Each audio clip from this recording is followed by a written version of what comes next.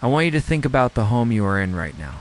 Think about every room, every wall, every door that opens and closes without resistance.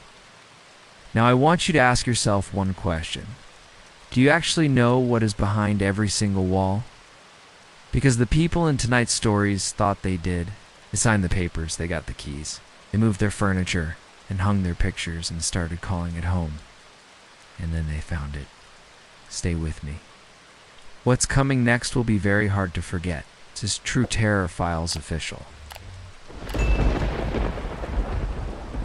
Tonight, we have 3 accounts from 3 separate people who discovered something inside their own homes. Something that was never disclosed in any inspection, never mentioned by any realtor, never visible from the outside. Something hidden so deliberately and so carefully that the only question left standing afterward was whether it was meant to be found at all. Our first story comes from Amanda, a 31-year-old kindergarten teacher in Ohio who found a sealed hidden door behind the drywall in her basement 2 weeks after moving in. And what was inside that room rewrote the entire history of the house she thought she'd bought. Our second story comes from Carlos, a 39-year-old electrician in rural Louisiana who discovered a narrow tunnel beneath his kitchen floor during a routine renovation. A tunnel that led somewhere he still refuses to fully describe to this day. And our third story comes from Ruth, a 55-year-old retired nurse in upstate New York, who realized 6 months into living alone in her new home that her sealed attic was not only accessible, it showed clear signs of very recent ongoing occupation. If you have ever stood in a room and felt like the walls themselves were watching you, this episode was made for you. This is True Terror Files official. Let's begin.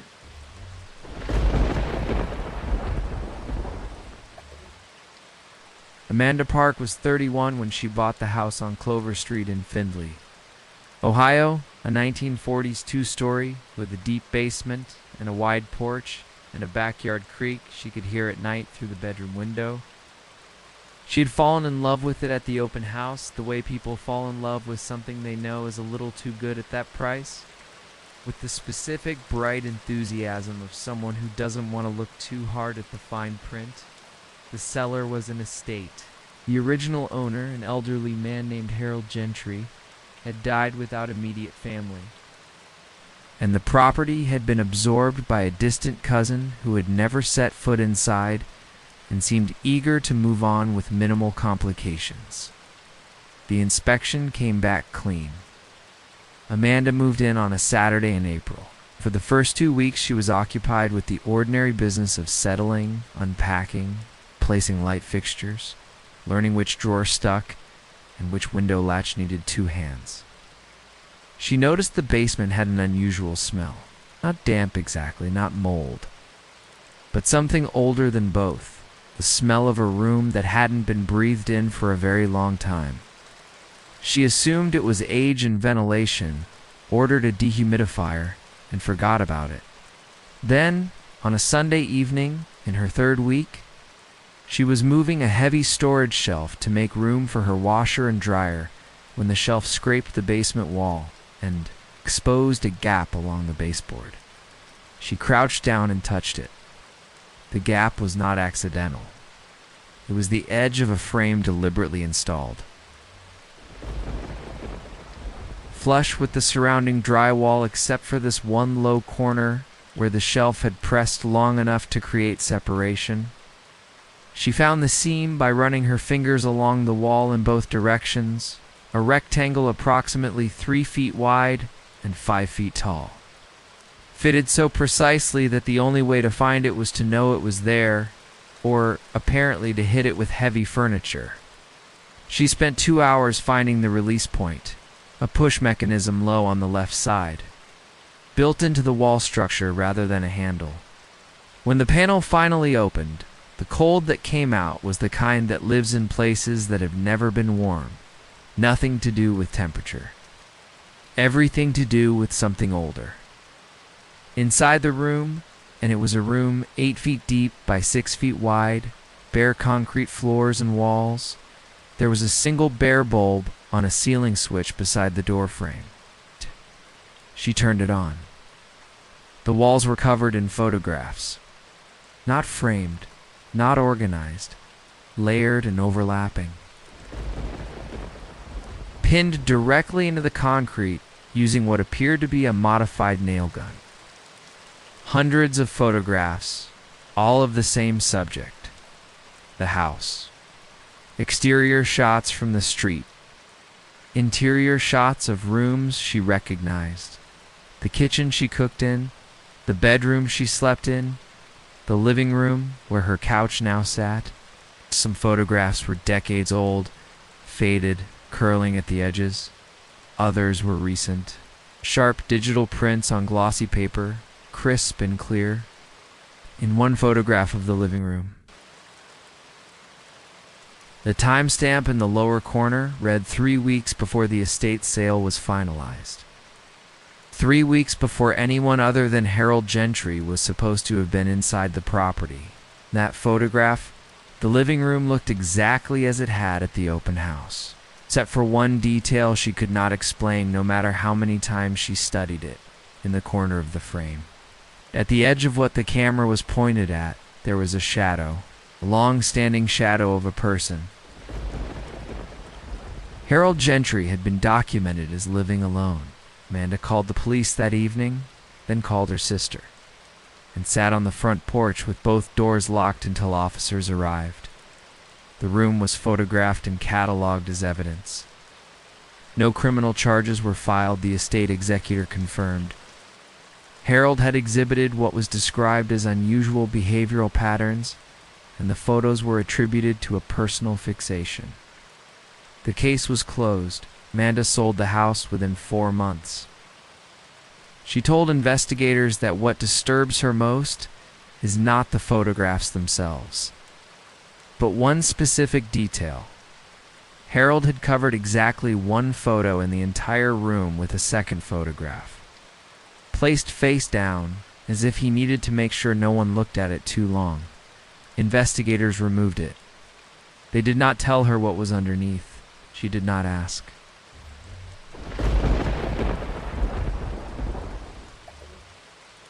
Carlos Reyes had been an electrician for 15 years when he bought the property outside Opelousas, Louisiana, a 4-bedroom house on 2 acres that had been sitting on the market for nearly 3 years, at a price his colleagues raised their eyebrows at, in the way people do when they can, tell you haven't thought something all the way through.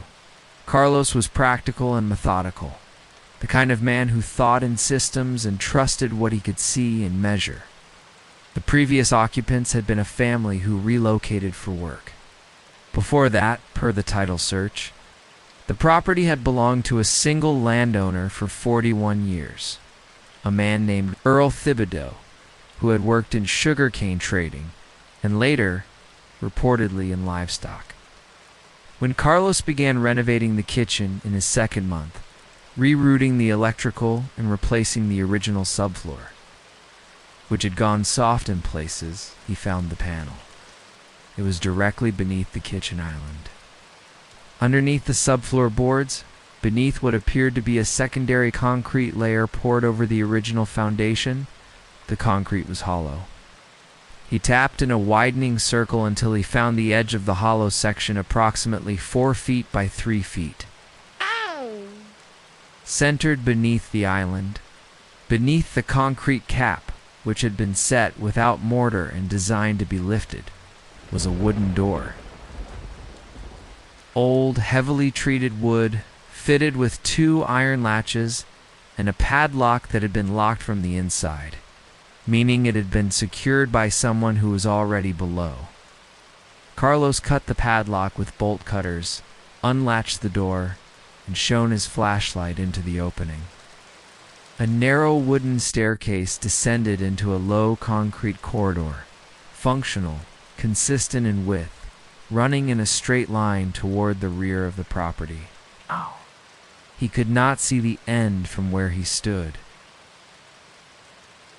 He descended 3 steps and stopped. The air below was dense and mineral, the specific underground cold that has no connection to the weather above it. The walls of the corridor were marked, scratched into the concrete. At irregular intervals were numbers, dates, recognized eventually, but not organized chronologically.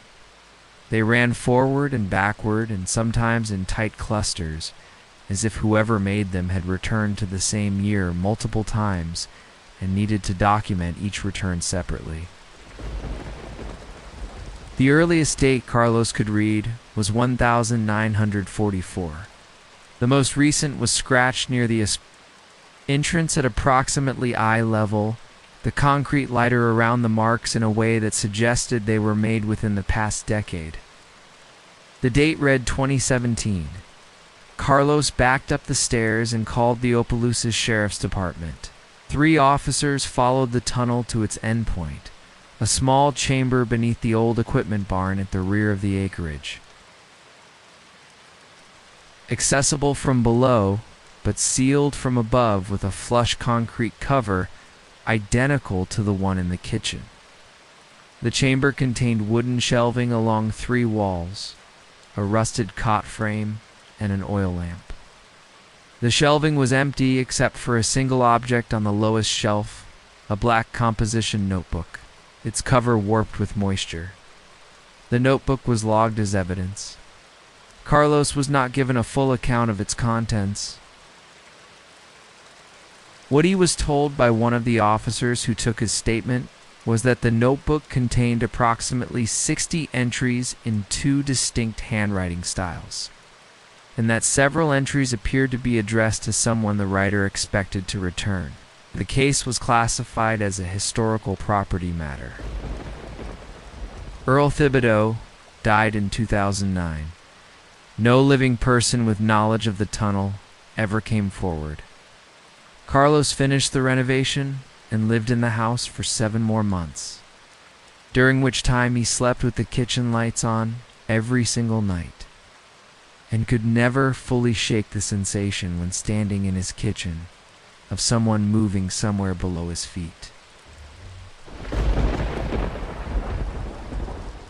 Ruth Holloway was 55 and newly retired when she moved into the house in Saranac Lake, New York, and she had chosen it specifically because it was large and quiet and had an enclosed porch, where she could drink her morning coffee and watch the pine trees and feel, after 30 years of nursing, that she had arrived somewhere she had earned.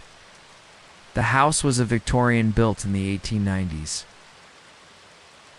Renovated in the 1970s, partially renovated again in the early 2000s in the cosmetic-only way that fixes surfaces without touching structure. The attic access, per the inspection and the listing, had been sealed during that last renovation. A small ceiling hatch in the second-floor hallway had been drywalled over and painted flush with the surrounding plaster. Ruth noted it during the walkthrough and thought nothing more of it. She had no need for the attic and no interest in it. The first sign came around month 3. A smell in the second-floor hallway, strongest near the sealed hatch, nearly imperceptible elsewhere. Not structural, not mold. Warm and organic. The smell of habitation rather than disuse. She called a wildlife removal service. Their technician found no obvious entry points, but noted that the old roofline had gaps sufficient for small animals. Traps were set. The traps came up empty. The smell continued. The second sign came in month 5. Ruth was a lifelong early riser, and on multiple mornings between 4 and 5 a.m., she heard movement above the second floor. Not the skittering of a small animal or the settling of old wood-measured movement, the deliberate pattern of a person pacing back and forth across a defined space. She called the service again. They found nothing. She told her daughter, who lived 40 minutes away, and suggested a large animal, a raccoon, perhaps a fox. Ruth accepted this because the alternative was something she was not ready to accept. The decisive moment came in month 6, on a Tuesday morning in February. Ruth was replacing a smoke detector battery in the hallway, standing on a step stool directly beneath the sealed hatch, when she noticed a hairline crack along the frame. She pressed experimentally, gave not fully but with the give of something opened before, a seal loosened by repeated use. She pressed harder. The panel released. It swung upward, into the attic, on its original hinges, which had never been removed when the drywall was applied, simply plastered over. It's designed so that someone operating from above could open and close the hatch, while the drywall appeared entirely intact from below. Ruth stood on the step stool with the hatch open above her, and her heart moving faster than she would have liked to acknowledge, and she looked up into the attic. It was not empty. On the floor of the attic, directly above the hatch, arranged with the kind of deliberate care that made her breath stop, were the following items: a sleeping bag, recently used and clean; a folded set of clothes, adult male, medium; 8. a full water bottle, a small battery-operated lantern; a paperback novel with a library sticker from the Saranac Lake Free Library on the spine; and, placed carefully beside the sleeping bag in a way that felt intentional placed there to be seen, a single photograph. Ruth in her enclosed porch, morning coffee, pine trees in the background. She was wearing a sweater she had purchased in November, 2 months after she moved in. Ruth does not know how long someone had been living 12 inches above her bedroom ceiling. She does not know how they entered. Investigators determined that a north side window, believed to be painted shut, could be opened from outside with lateral pressure on the lower sash, a detail missed in the inspection. No suspect was ever identified. The sleeping bag and clothing produced no forensic results. Ruth moved out within the week. She now lives in an apartment building with a doorman and neighbors on all 4 sides. She has told people since that the thing she comes back to, the thing that sits with her at night, is not the fear she felt on that step stool. It is the absolute ordinary normalcy of what was up there. The water bottle, the novel, it's the clean sleeping bag folded with care. It's the life of someone who had chosen, deliberately and carefully, to live just above hers. Someone who had watched her drink her coffee every morning through a window and thought, this is close enough. And so we ask what we always ask at the end of nights like this, not what you would have done differently, because none of us know until we're standing on that step stool, or opening that wall, or watching the tunnel descend into the dark. We ask only this: what is behind your walls right now? What is above your ceiling? Have you checked? This is true. Terror Files Official. If these stories kept you up tonight, subscribe, drop a comment, and stay close. We post every single night. And what's coming next may be the one that finally makes you look twice at your own walls. Sleep well, or try.